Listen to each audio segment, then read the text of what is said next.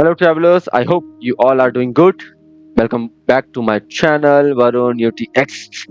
Today in this video we are taking a deep dive into one of the Genshin Impact most consistent and powerful 4-star character, Xingqiu. We will cover everything you need to know: stats, talents, constellations, builds, weapons, team comps, pros and cons, and the most important thing, whether he is worth pulling in 2025 or not. So let's get ready. Okay, now coming to his character overview. So Xingqiu is a Hydro Element and Sword user from Liyue, known for his elegance, intellect, and most importantly, his incredible Hydro support. That is off-field and DPS. He is one of those rare characters who remain meta-defining even years after releasing, a staple for reaction-based team like Vaporize, Bloom, and Electro Charge. Okay, now coming to characters, stats and talent breakdown. So at level 90, Xingqiu has 10,223 HP, 202 attack, and 758 defense. With a Hydro DMG bonus of 24% as his Ascension stat. Coming to his ES, that is elemental skill. So it's Fatal Rain Screen, strike enemies twice with Hydro slashes, creates rain sword that reduce damage and store HP when broken. Now coming to his elemental burst, so it's a rain cutter. Is the heart of his kit. It's summon rain swords that follow up your normal attacks with hydro slashes. This make him perfect for triggering reactions like vaporize and electro charge continuously. Okay, now talking about his passive talents. So the first one is hydropathic.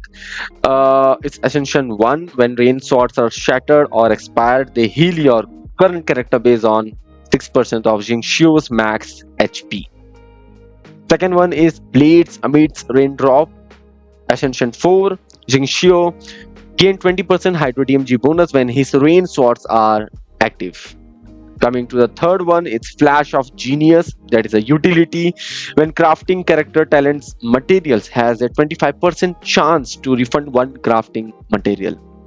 Okay, now if I talk about the talents priority, so the first one is Elemental Burst, that is EB. The reason is main source of damage, hydro application, and support value level this first. So mainly focus on Elemental Burst. Now coming to the second one, that is Elemental Skill, ES. So reduce damage, generates energy, add personal damage level second. Okay, give a second priority for this. Now the last one is the normal attack, and A, that is only relevant if using Xingqiu on field. Usually safe to level up to I think 1 to 6, between 1 to 6. So that is the priority for the talent, that is EP, ES, and we have a NA. Okay, now coming to Xingqiu's constellation. Xingqiu's constellation are some of the best value in the game. Coming to C1, the Scent remain, that is reduce hydro resistance and extend rain sword duration. C2, Rainbow upon the azure sky, boost his energy generation, very useful for uptime. Coming to C3 and C5. C3 is Weaver of Verses and C5 is Embrace of Rain. Level up his elemental burst and skill. Now coming for C4, that is Evil Soother. Add healing with every rain sword hit. And C6 constellation is hence call them my own verses. His final constellation. Double the last hit damage of every burst sequence. So basically, if you get to C6 constellation, it's major powerful spike. Now coming for Xingqiu's build, artifacts, and weapon. For Xingqiu's build, the best artifact set is a 4-piece Emblem of Severed Faith, which boosts energy, recharge, and burst damage. Alternatively, use a 2-piece Heart of Depth plus 2-piece Noblesse Oblige if you are missing Emblem pieces.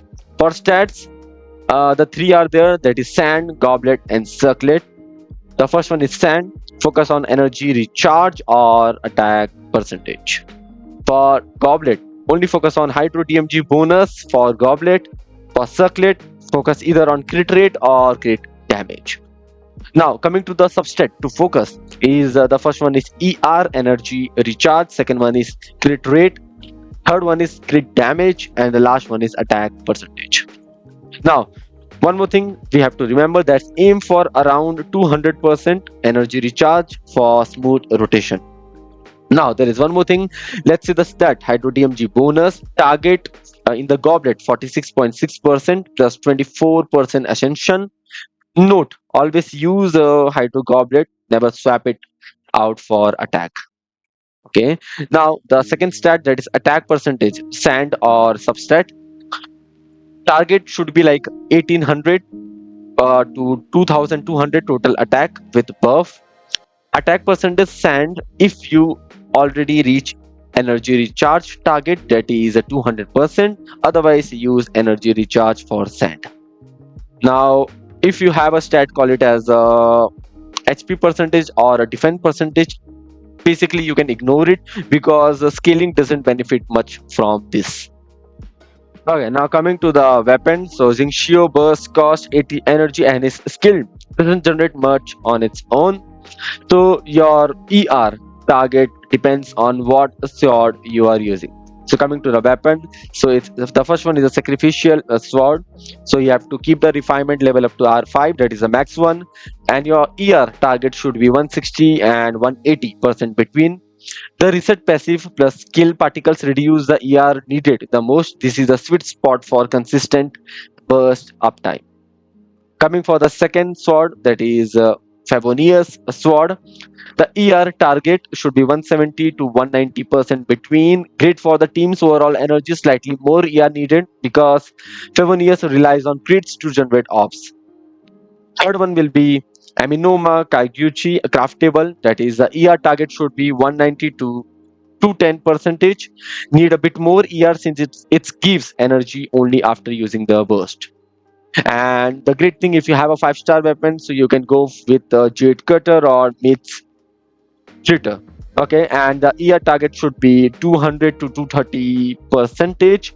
High burst cost but no ER substat means you must rely on artifact substats or team batteries. Now coming for a tip, that is a pro tip. If Xingqiu burst never misses a rotation, okay, it usually an ER problem. So hitting around 200% ER is a safe meta zone for consistent uptime across all teams. Now coming for the crit rate or crit damage, CR and CD. Once your energy recharge is stable, so you can focus on damage scaling. So I would say recommended target ratio should be for CR, that is crit rate, it between like a 60 or 75 percentage, and going for CD, that is a crit damage, it's 120 to 160 percentage between. Okay, but go more on CD, I would say.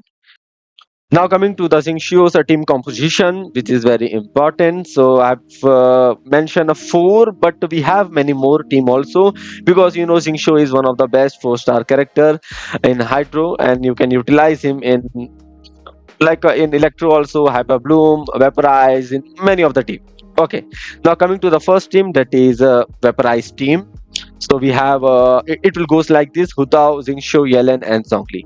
One of the strongest team in Genshin. So I would say Hutao vaporizing every hit, while Xingqiu and Yellen rain hydro non-stop. Zhongli keeps everyone safe, and the result is pure damage domination. Now coming to the second one, that is a Bloom, that is a Hydro Bloom, I would say, Hydro Bloom team. So we have Nahida, Kuki, Shinobu, Xingqiu, and Red and Shogun. So it's an insane Dendro Electro synergy. So in this Hyper Bloom, Chaos, Xingqiu constantly feed blooms, neither grows them, and Cookie or Red and Shogun them for huge Dendro damage. It's fast, flashy, and powerful. Now coming for third team, that is the Electro Charge team. That is we have Yaimiko, Bedu, Xingqiu, and Sucrose. Okay, that is a continuous reaction damage. So in this team is like a thunderstorm. Xingqiu keep enemies show with Yai, and Bidu fry everything with Electro Charge reaction, and Sucrose steers the chaos. Now the last one which I mentioned is the Freeze team. So in this team we have Ayaka, Xingqiu, Rosaria, and Kokomi. So consistent freeze lock with hydro uptime.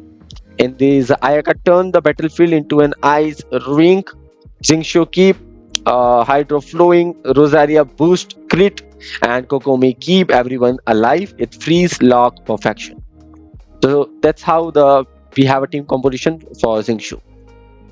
Now let's talk about pros and cons for Xingqiu. So coming to the pros, so we have a constant hydro application. Second, we have provide both defense and small healing. Third is scale well with ER builds, that is energy recharge.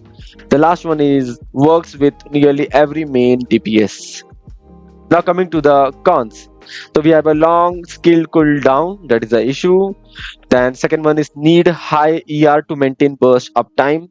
The last one is can feel energy hungry without the right weapon.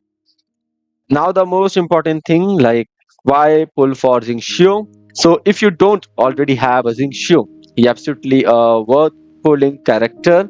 He is one of the few 4-star unit who fit in nearly every team composition and even pair perfectly with 5-star hydro unit like ELN. Now, he is free to play friendly, easy to build, and remain one of the most reliable reaction support in the game. If you already have a Yellen, you might skip him, but having both gives incredible hydro flexibility. So I would recommend you can go for Xingqiu, and because we have a banner right now going on, so you can go for Xingqiu. Is one of the best 4-star hydro character in Genshin. Yes, and that's it, and that's wrap up our Xingqiu complete guide. And also we have a Welkin Moon giveaway on 500 subscriber. If this video helped you, make sure to drop a like, subscribe, and comment your favorite team combo with Xingqiu. Thanks for watching, travelers, and I will see you in the next Genshin guide. Bye.